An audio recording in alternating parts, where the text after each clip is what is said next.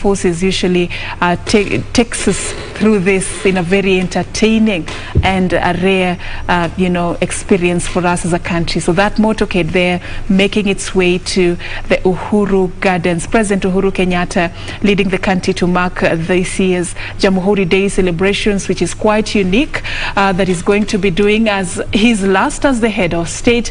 And a lot is to be expected because, he is going to lay bare what he has been able to achieve as head of state and also paint the picture on his vision for the country, what he expects his successor to take up and also, push forward. Many have, talked of him being very careful about the politics that is shaping this country at this particular juncture, because at this forum, President Uhuru Kenyatta is going to be very careful to leave Kenyans thinking about what he has done for the country and not the political sideshows. And of course, it's a matter of wait and see, just to get to know what the head of state has for the country. But a lot is to be celebrated. Kenya has made great strides, as I was sharing with my panelists this morning. In terms of even elevating the status of education, the personnel that the continent celebrates and actually, benefits from. We have a very large percentage of them coming from our country. And we've also talked about our health sector and the boost that under the Jubilee government and even the previous governments we've been able to achieve. We know that even in the international scene, we have made great strides. We are celebrating even our athletes who have done us proud and become giants in holding world records across the country. So we may have quite a number of challenges as a country, and we may have a lot of ground to cover before we have the Kenya that we all desire to have. But if you look at any space you are in right now, there is a lot that is to be celebrated. There are a lot of people that we celebrate. So this is a day of celebrations, regardless of what we have been through as a country. So this is quite an historic, moment for President Uhuru Kenyatta, Dr. Ombogi and Dr. Churchill Saoki. I don't know what you think he could be going through right now as he is in that, What is it that you think the president could be, up and about doing right now, even thinking and focusing on right now? Well, I think this a state of happiness and joy. Yeah. And this is his moment. And I think for President Kenyatta, having been born, I said this earlier, just at the verge of Kenya gaining independence and rising up to where he is, to be what historians of the future will call Kenyatta II administration. He is looking back and saying, for the last 10 years I've been at the helm of this country, and today is the climax. Today is probably the second last day that he's going to address the nation as president. I'm sure he will do the same thing in next year,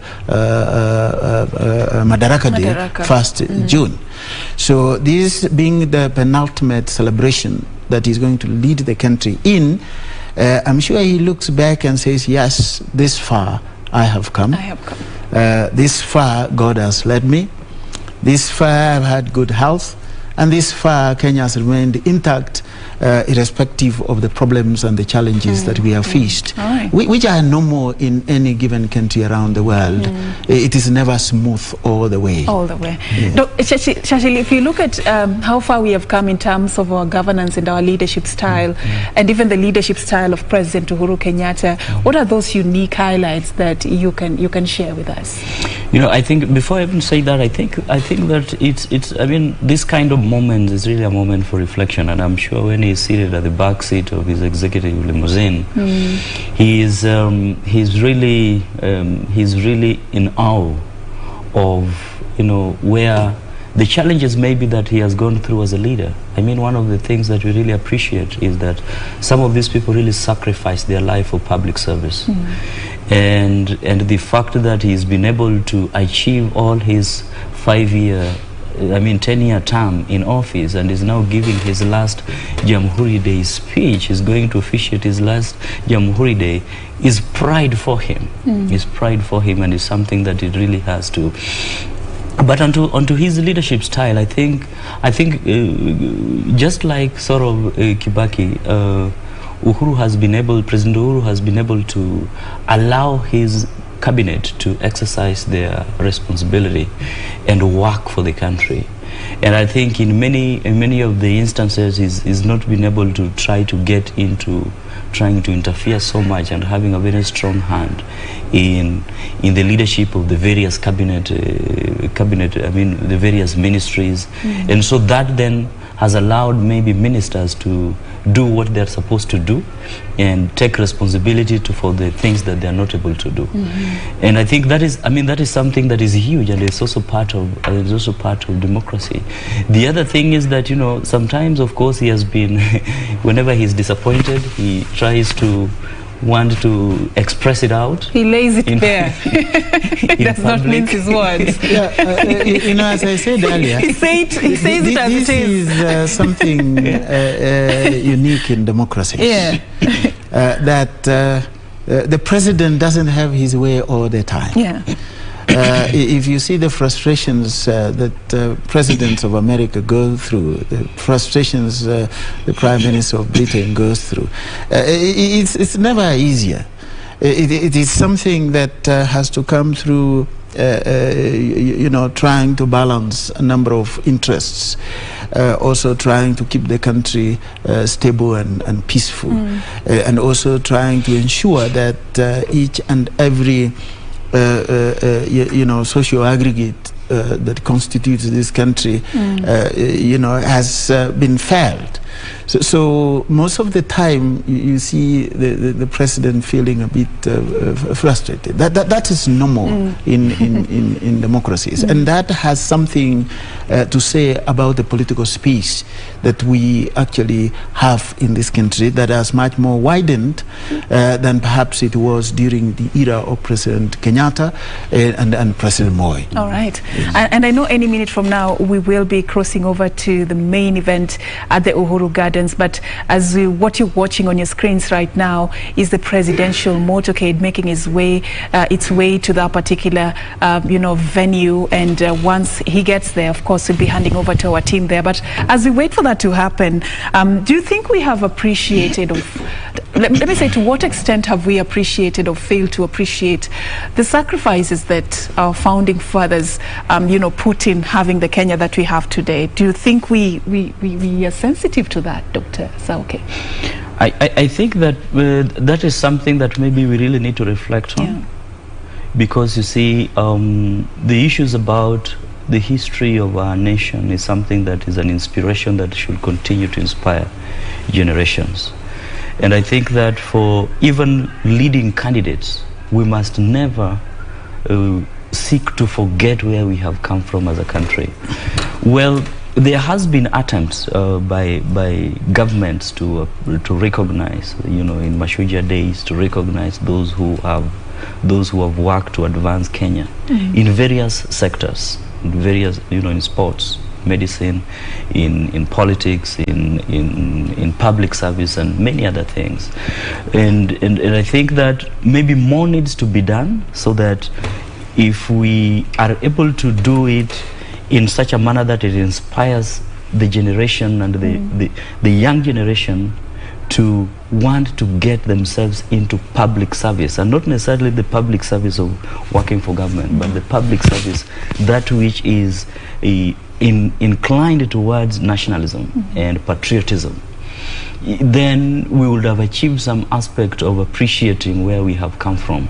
Because, you know, when you look at how some of the democracies, advanced democracies, have appreciated governments or even presidents or even people who have served in government, you know, it is pretty different from how we have done it.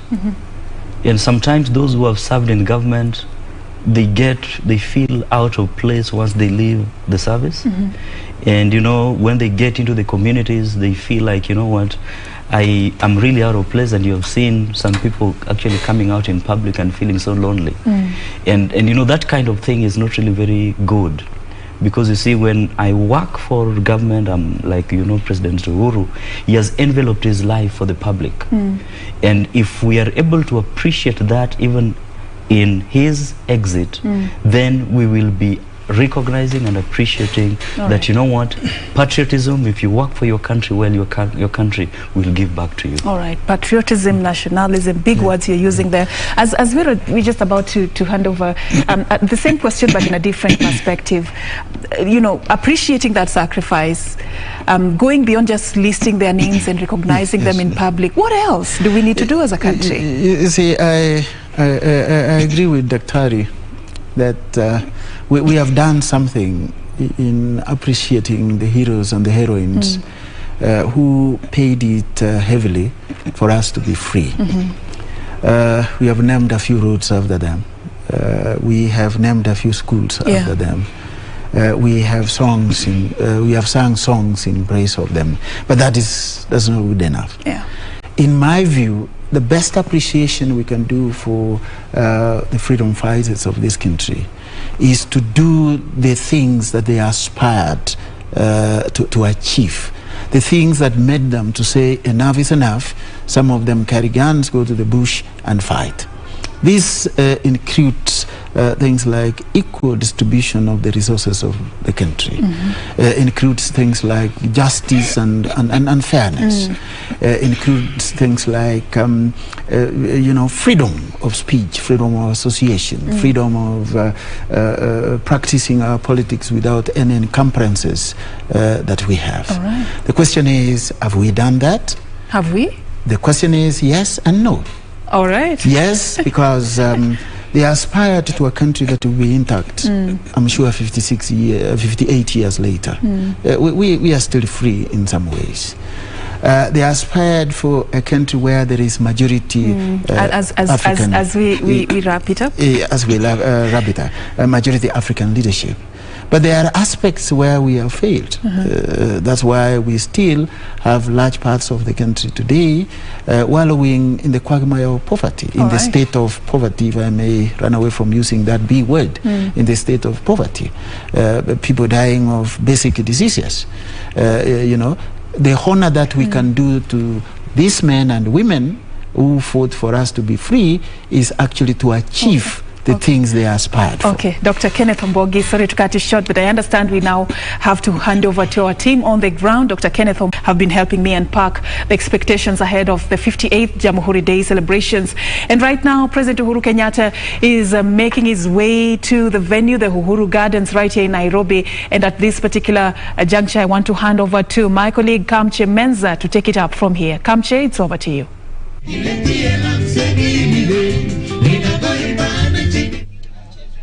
Naam, shukran mwenzangu Safina Acheng Ouma kutoka hapo studio. Sisi hapa uwanja ama bustani ya Uhuru, basi tuko tisti na huku mbwembwe ndio zimeshika kasi sherehe ambazo ni sherehe za 58 za Jamhuri za nchi hii ya Kenya, ambapo tunaendelea kuadhimisha siku hii kwa mbwembwe na shamra hapa bustani ya Uhuru, ambapo Safin, kama mlivyokuwa mnazungumza kwa studio, basi ni historia nyingine ambayo itakuwa inawekwa hapa. Manake tunaweza sema ni mara ya pili kwa sherehe hizi za Jamhuri kuandaliwa hapa, hususan bustani hii ya Uhuru.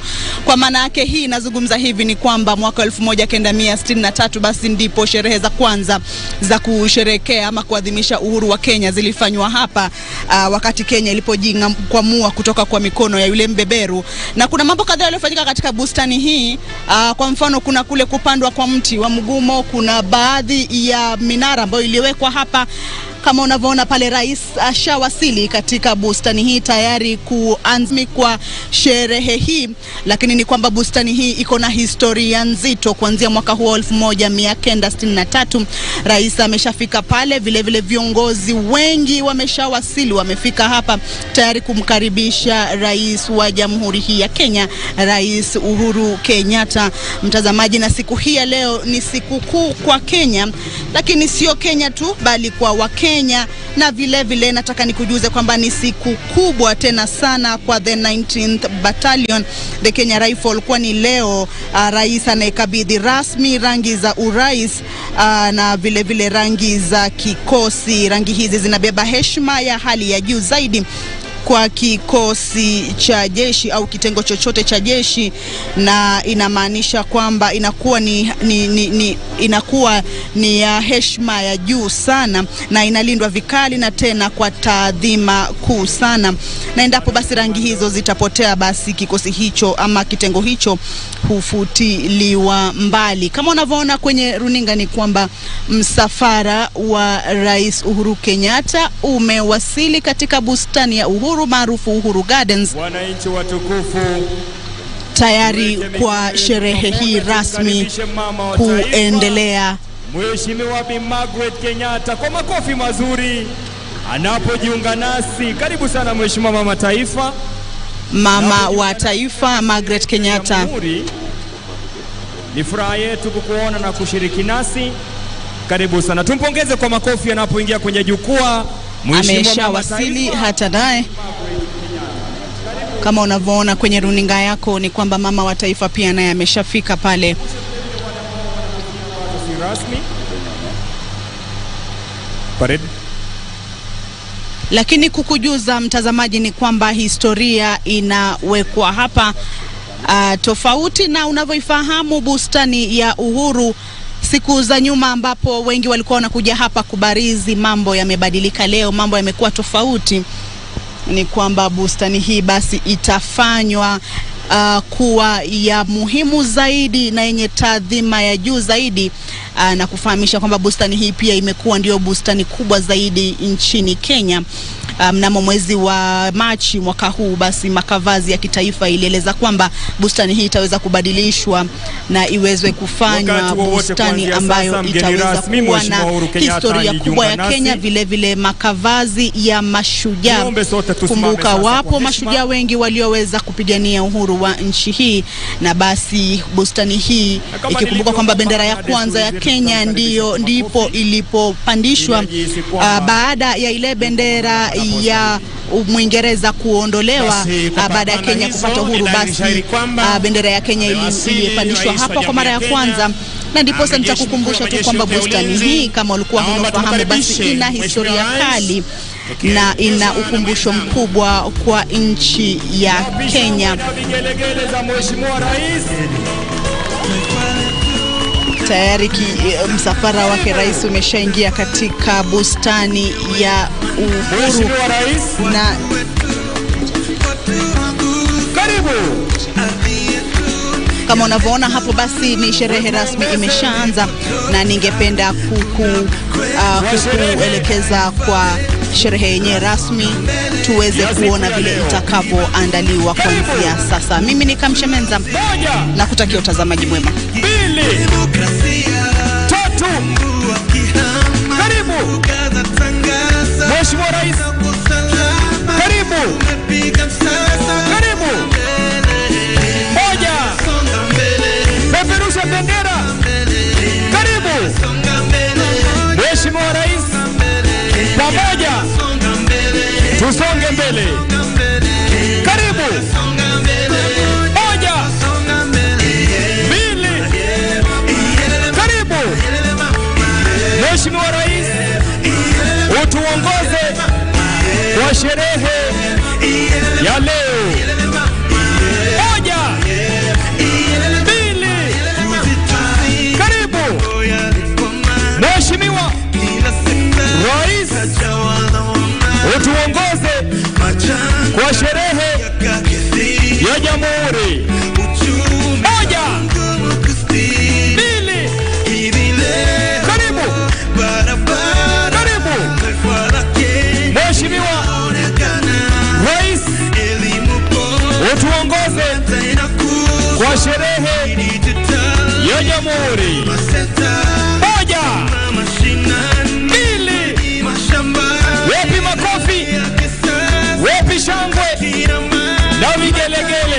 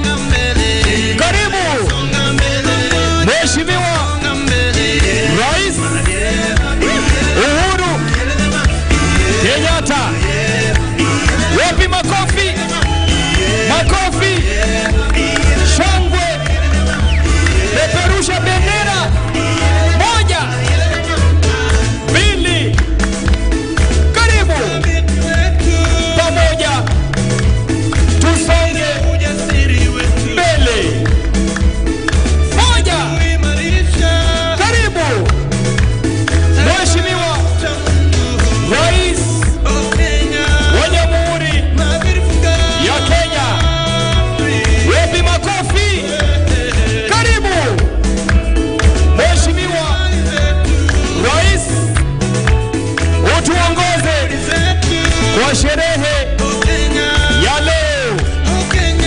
Karibu. Wapi shangwe? Wapi ngemi ya kina mama? Pongeza rais kwa makofi siku ya leo. Karibu. Karibu. Mheshimiwa Rais, utuongoze kwa sherehe ya leo. Moja, mbili, karibu. Mheshimiwa Rais, pamoja tusonge mbele. Karibu. Karibu. Asante sana, asante sana. Mheshimiwa Rais. Asante sana studio. Asante sana studio kuweza kutuelekeza vyema. Tutabaki tukiwa tumesimama kwa ajili ya wimbo wa taifa na wimbo wa Jumuiya ya Afrika Mashariki.